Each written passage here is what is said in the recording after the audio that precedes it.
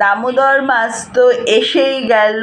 দামোদর মাস মানে হচ্ছে বিশাল শ্রীকৃষ্ণের প্রিয় মাস একটা, মানে 12টা মাসের মধ্যে এই দামোদর মাস সবথেকে প্রিয় মাস।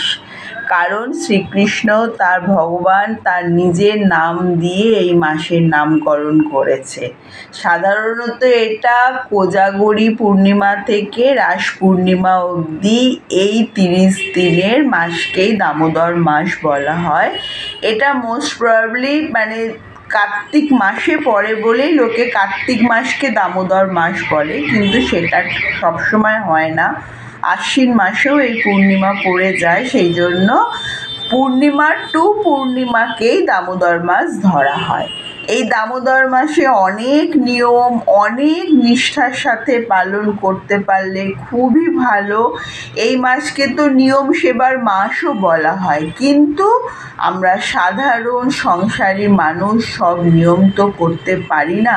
তার থেকে মানে যেটুকুনি পারবো সেটুকুনি নিষ্ঠার সাথে করাই ভালো। যারা পুরোপুরি ভগবানের পায়ে নিজেদেরকে সমর্পণ করে দিয়েছে তারা পুরো নিয়মটা করতে পারে, কিন্তু আমাদের সংসার পেছন দিকে যেন টানে, আমরা সব নিয়ম করতে পারি না।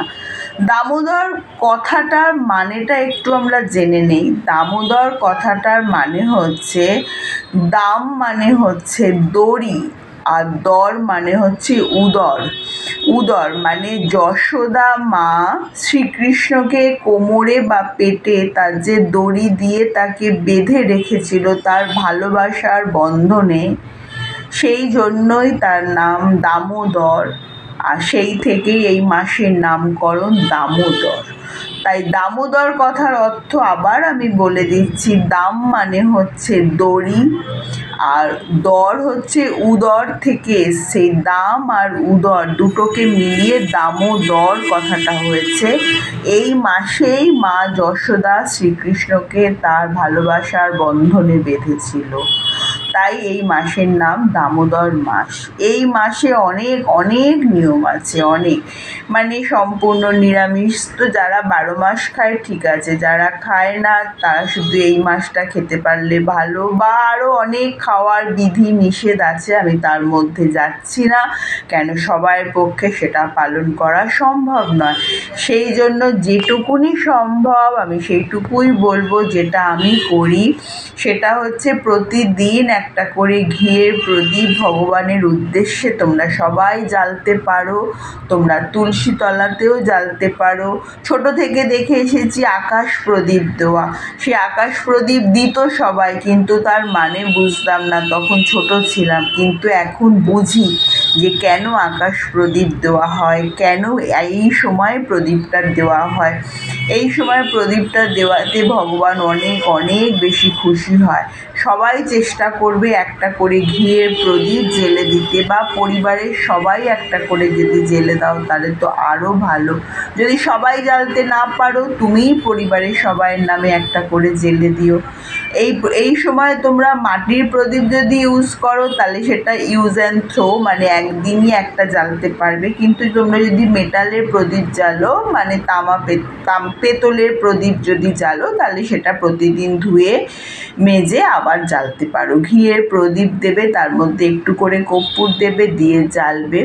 আর আরও একটা আমি শিখেছি, আমি এটা ইস্কন থেকেই শিখেছি, যেহেতু আমি ইস্কনের মেম্বার, আমি ইস্কন থেকেই শিখেছি যে যদি পুরনো মানে তুলসী গাছ শুকিয়ে গেছে, মানে একদম জীবিত গাছের কথা আমি বলছি না, যে গাছ শুকিয়ে গেছে সেই গাছের ডাল দিয়ে যদি তোমরা ছোট ছোট দ্বীপ বানিয়ে নিতে পারো, মানে আমি বলতে চাইছি এরকম সাইজে ছোট ছোট কাঠের মানে গাছের ডালগুলোকে টুকরো করে করে নিয়ে তার মাথায় তুলো জড়িয়ে তার উপরে একটু ঘি চুবিয়ে ওর উপরে কর্পূর লাগিয়ে সেটাতেও তোমরা দ্বীপ জ্বালাতে পারো।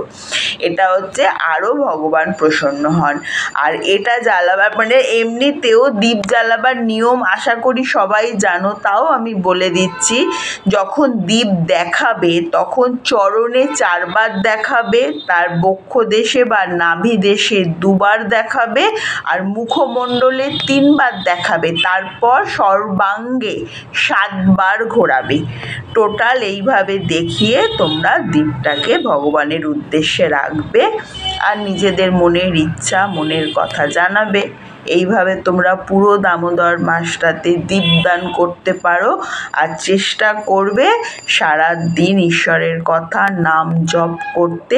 যে পারবে সে নিরামিষ খাবে, যে পারবে না কোনো জোর আমি কাউকে করতে পারি না, কেন এটা সম্পূর্ণ তার ব্যক্তিগত ব্যাপার। যখন মনের ইচ্ছা হবে তখনই সে খাবে, জোর করে কিছু হয় না।